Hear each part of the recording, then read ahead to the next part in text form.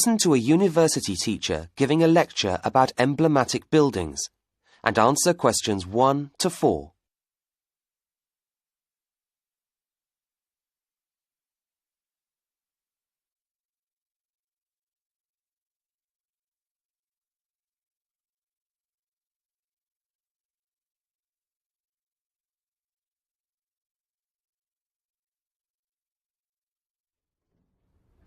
Right. Today we're going to consider emblematic buildings. That is, buildings which are closely associated with the city where they're situated, and which almost represent the city to the outside world. You know, if you think of Athens, you think of the Acropolis and the Parthenon. Or for Sydney, you think of its opera house. Recently, a lot of other cities around the world have been following the example of Sydney and putting up emblematic buildings. Bilbao, for example, in northern Spain, opened its own Guggenheim Museum in 1999. This houses an important collection of modern art and attracts 1 million visitors to the city every year. In other cities, modern additions to existing buildings have proved a tremendous attraction, as is the case of the glass pyramid in front of the Louvre in Paris, a museum which gets about 5 million visits a year. This is only surpassed by Paris's other emblematic building, the Eiffel Tower, with 6 million. Projects of this type can make a big difference to a city. Let's take the example of Valencia, a city in eastern Spain. Relatively few people used to visit Valencia some years ago. In 1992, it received only 75,000 tourists. However, its city authorities embarked on an extremely ambitious project to create a city of arts and sciences. And when it opened in 2001, its futuristic science museum received no less than 4 million visitors in the first year. The effect of these buildings is tremendous. And even cities in relatively poor countries are doing the same thing. Just look at the new library in Alexandria in Egypt as an example.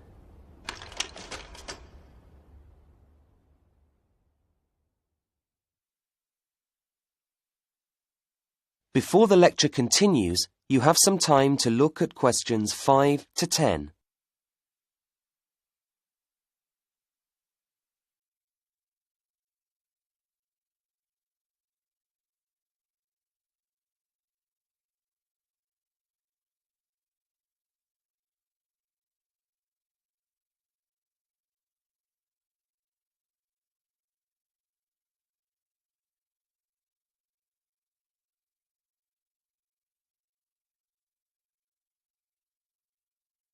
Now listen to the second part of the lecture and answer questions 5 to 10.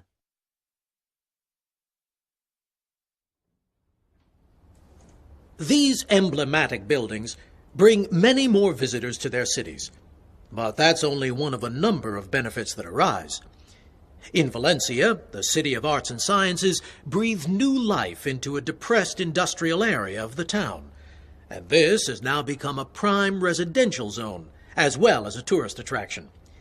The effort and vision which goes into completing a project like this also has the effect of enhancing the city's image. Previously, if people thought about Valencia at all, it was seen as a provincial backwater, whereas now it sticks in people's minds. Valencia's progressive and energetic. The City of Arts and Sciences has put Valencia on the international map, and that brings in plenty of new investment from outside, as people realize what excellent business opportunities the city offers. Nowadays, the competition among cities to attract attention from tourists, politicians, and business people is fierce. And in Valencia, they realized that it's not sufficient to have just one emblematic building which will serve for a single short visit. For this reason, they've built an entire complex of buildings. Looking at the next slide, which shows a plan of the City of Arts and Sciences, you'll see what I mean. You park your car in a building which amazingly has a garden with palm trees and sculpture on its roof. You go down some steps, and in front of you, you're faced with the colossal Science Museum, with its huge white arches. This, and the combined planetarium and large-screen film theater nearby, are surrounded by artificial lakes, and from a distance, they appear to be floating on water. The effect is magical, as the whole complex is built in shining white concrete which reflects in the water. Further along, beyond the planetarium, is the new opera house and theater complex, which from a distance looks like a vast ship. In the opposite direction, they've built the equally breathtaking Oceanographic Park, which is the largest in Europe and features, amongst other things, an underwater restaurant.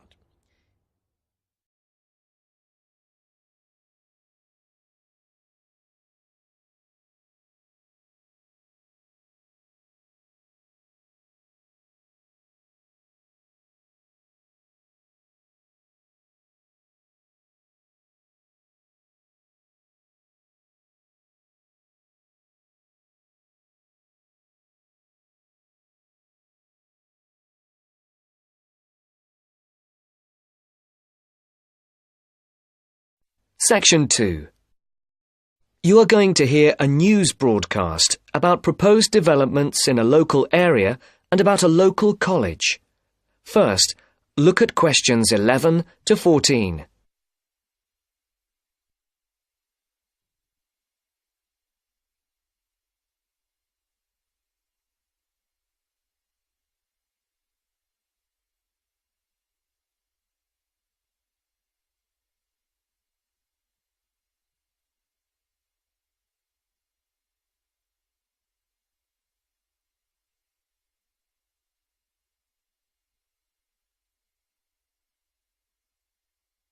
Listen carefully and decide which 4 planned developments are mentioned. And now for our main headlines on Southern local news for today. First of all, the report relating to the proposed motorway and other developments around the village of Tartlesbury was published this morning. And, as has been expected, it has created quite a lot of interest. The new motorway will pass along the north side of the village, crossing the River Team less than half a kilometre from the well-known beauty spot, Streve Ford, to the northeast of the village. The motorway will cut the village off from the ford, where many children play. But that is not the end of it. There are also plans to build 1,000 houses on farmland west of the village. And on top of that, there are proposals to build an industrial estate for new technology companies on the site of the old steelworks on the edge of the village. A news centre with a swimming pool and a very wide range of sports facilities and a large supermarket with other shops are also planned next to the housing estate. Before the broadcast continues, look at questions 15 to 20.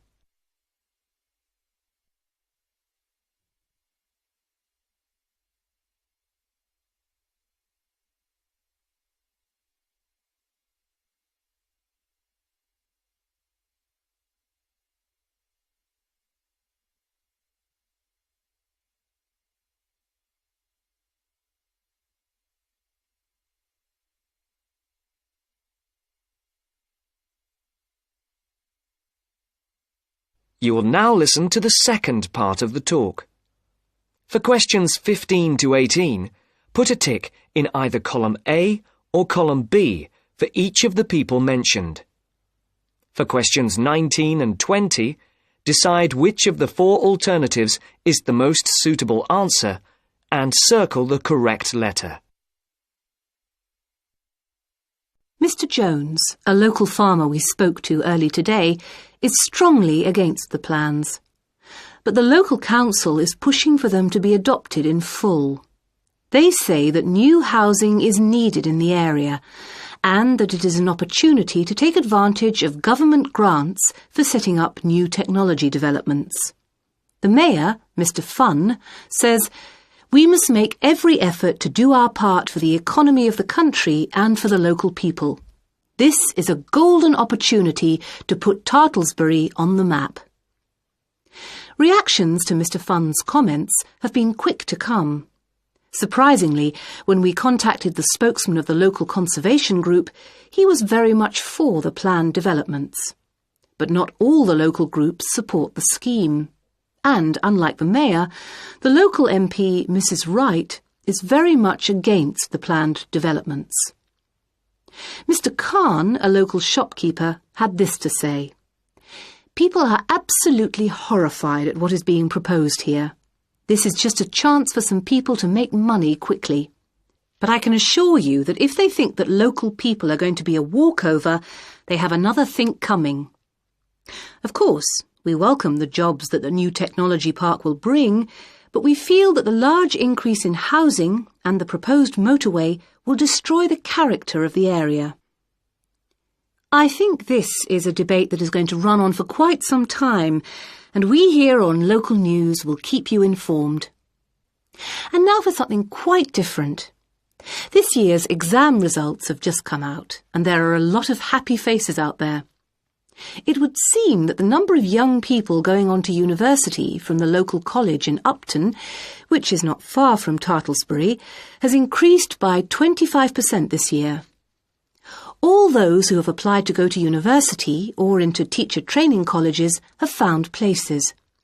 This is the first time that there has been a 100% success rate at the college.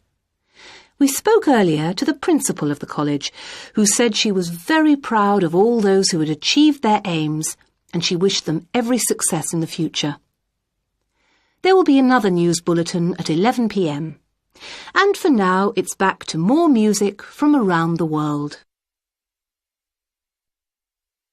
That's the end of section 2. You now have half a minute to check your answers.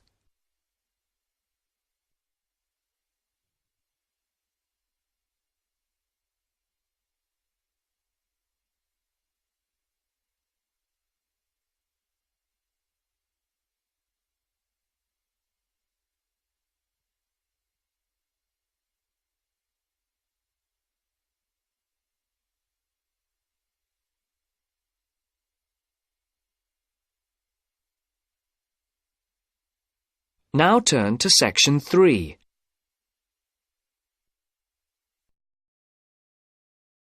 Now turn to section 3.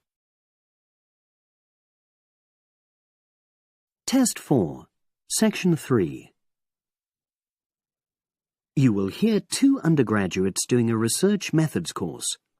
A girl called Leela and a boy called Jake having a seminar with their tutor. Now you have some time to look at questions 21 to 24.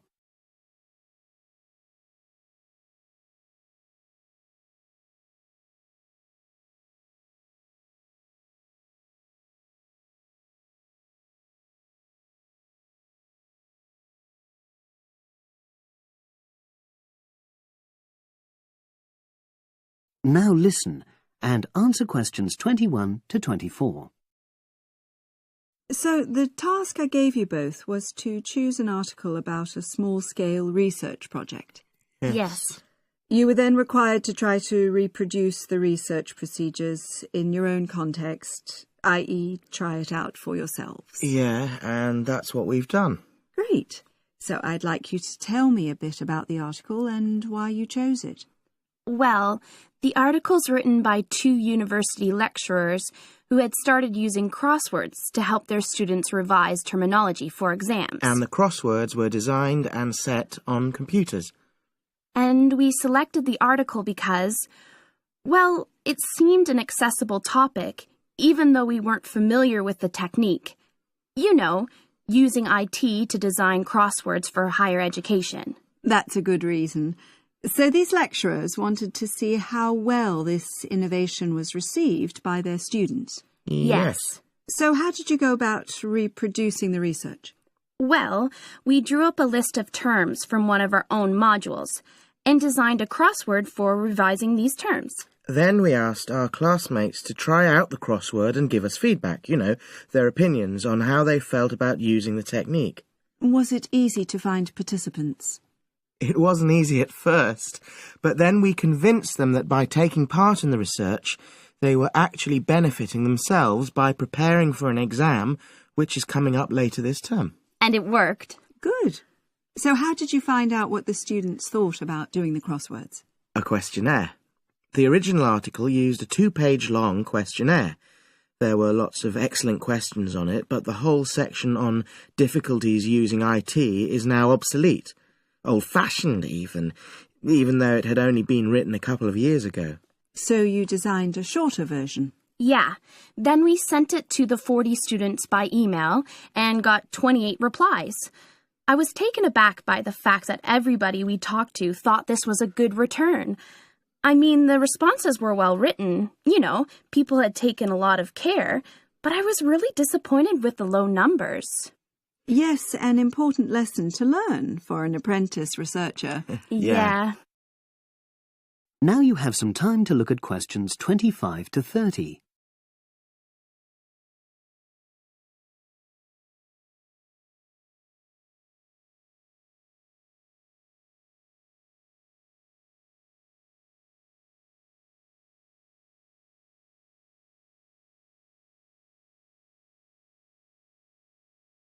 Now listen and answer questions 25 to 30.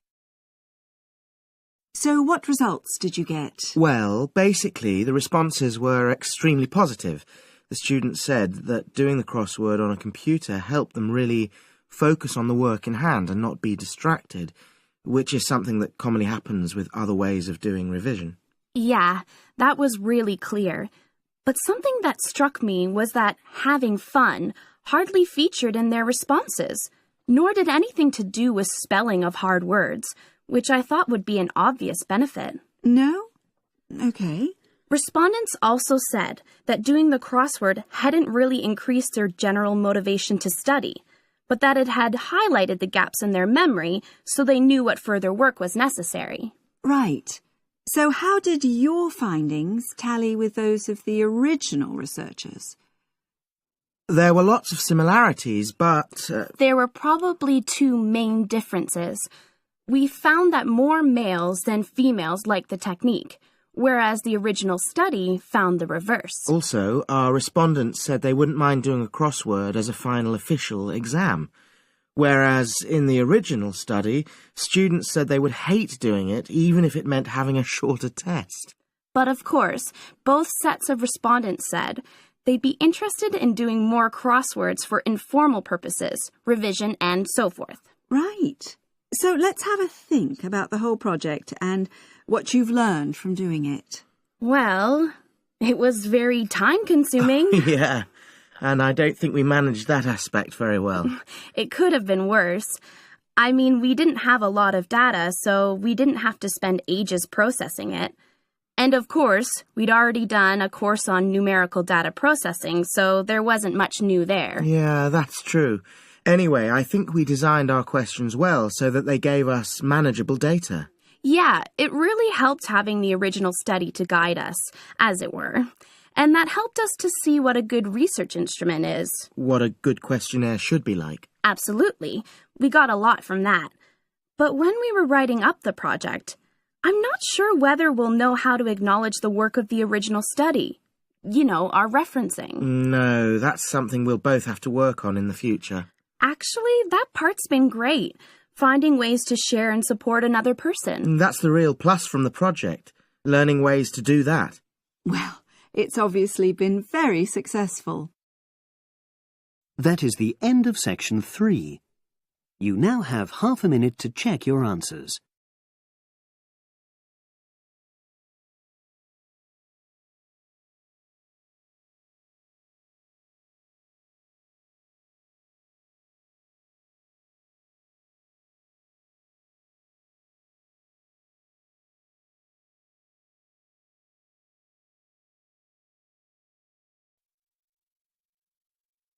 Test 1. Listening. Section 4. You will hear part of a lecture about a place called Cuba PD. Listen carefully and answer questions 31 to 36. Good afternoon. Today, we're continuing this series of talks on the development of the Australian outback with a look at Cuba PD, The desert town of opal mines and underground living, which lies 860 kilometres north of Adelaide and 690 south of Alice Springs. The inaccessibility, harsh climate and almost total lack of water made it a highly unlikely place for human habitation. But that all started to change in 1915 with the discovery there of opals, the precious stones which seem to change colour according to their surroundings. Settlements were established following the First World War, when soldiers returning from the trenches of France brought with them the techniques of living below ground in dugouts. The Depression of the 1920s and 30s led to many prospectors leaving, but the town boomed again in the late 1940s, when shallow new opal fields were discovered, and immigrants from Europe arrived in large numbers after the Second World War. It must be remembered, though, just how hostile conditions were. Daytime summer temperatures reached well over 50 degrees centigrade, winter nights were bitterly cold, and dense dust storms regularly blanketed the town. To cope with this, more and more people began living in disused mines and purpose-built subterranean houses, where the temperature remains at a comfortable 25 degrees all year round, so that eventually around 70% of the town's inhabitants had made their homes beneath the surface. This led to the construction of hotels and even churches below ground, as well as an entire underground shopping centre, the only one in the world.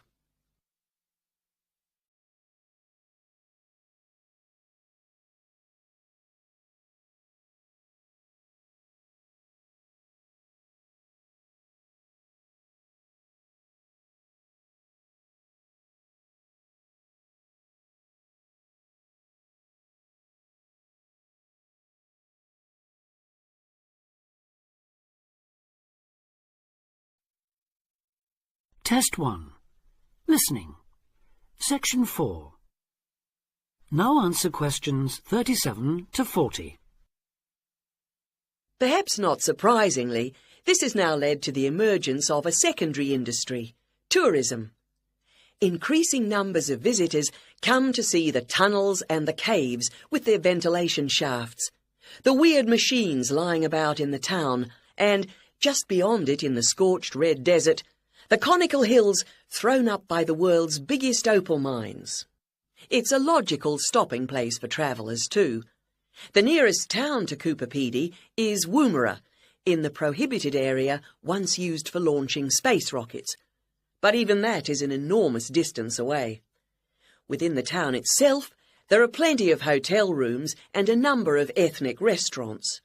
Remember that Coopapedy is one of the most multicultural places in Australia, with an estimated 45 nationalities represented, and its very own Opal Museum. A short distance from town, there's a section of the enormous barrier that runs thousands of kilometres across the country, the Dingo Fence, which is meant to keep these predatory wild dogs out of the sheep farming areas. Another attraction just outside town are the sets of various films made there, including Mad Max 3, as well as The Red Planet and Until the End of the World. Names that reflect the harshness of the terrain and temperatures there. The name Coopapedy, incidentally, comes from an Aboriginal expression meaning white man's hole in the ground. Next, I'd like to go on to talk about Broken Hill, another mining town, but one that... That is the end of Test 1.